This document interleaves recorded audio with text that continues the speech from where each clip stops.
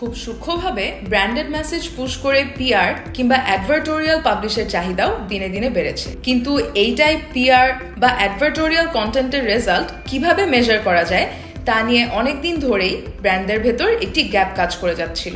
এই গ্যাপটা পূরণ করার চেষ্টা থেকে আমাদের পার্টনার পেপার কেবলের সহায়তায় আমরা একটা কন্টেন্ট এবং ডেটা বেসড ডিজিটাল ক্যাম্পেইনের প্ল্যান করা হয়। পিরিয়ডের দিনগুলো হ্যাসেল ফ্রি করতে কি টাইপের স্যানিটারি ন্যাপকিন ব্যবহার করা উচিত এই সংক্রান্ত 10টি অ্যাডভার্টোরিয়াল নাম করা 10টি অনলাইন পোর্টালে পাবলিশ করা। অ্যাডভার্টোরিয়াল গুলোকে অর্গানিক ফিল দেওয়ার জন্য সরাসরি সেনোরার নাম উল্লেখ না করে সেনোরার যে বৈশিষ্ট্য ঠিক সেগুলোকেই সাটল ভাবে উল্লেখ করা হয়।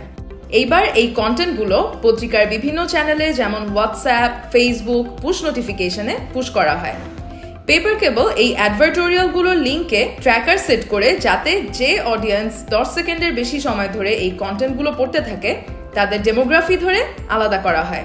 এইবার এই ট্র্যাকারের সহায়তায় আমরা 50,000-এর বেশি ইউনিক নারী অডিয়েন্সকে আলাদা করে ফেলি যারা এই কন্টেন্টগুলো পড়েছে। পরের ধাপে ডিএসপি ব্যবহার করে এই ইউনিক নারীদের 15 ফ্রিকোয়েন্সিতে পরের 7 দিন সেনোরা লং এর ব্যানার সার্ভ করা হয়। যেহেতু ইতোমধ্যে তারা অর্গানিক কন্টেন্ট হিসেবে পিরিয়ডের দিনে কি টাইপের স্যানিটারি ন্যাপকিন ব্যবহার করা উচিত সেইগুলোর বৈশিষ্ট্য পড়েছিল, তাই এইবার একই বৈশিষ্ট্যের সেনোরা লং এর ব্যানারে খুব সহজেই এঙ্গেজ হচ্ছিল। কিন্তু এখানেই আমাদের কাজ শেষ হয়নি। পরের ধাপে আমরা ফ্রি স্যাম্পলিং এর জন্য এই ইউজারদেরকে টার্গেট করে আবারও ব্যানার সার্ভ করি এবং সেখান থেকে রেজিস্ট্রেশন করা হয় 500 জনকে ফ্রি স্যাম্পলিং করার জন্য। এই ফ্রি স্যাম্পলিং থেকে প্রাপ্ত ইউজারদের ফোন নাম্বারে পরবর্তীতে তাদের ফোন দিয়ে জেনে নেওয়া হয় তাদের ফিডব্যাক এবং এভাবেই ডিজিটাল মাধ্যমকে ব্যবহার করে একটা সাধারণ পিআর বেসড কন্টেন্ট ক্যাম্পেইনকে পুরোদস্তুর ডেটা বেসড ডিজিটাল ক্যাম্পেইনে পরিণত করা হয়।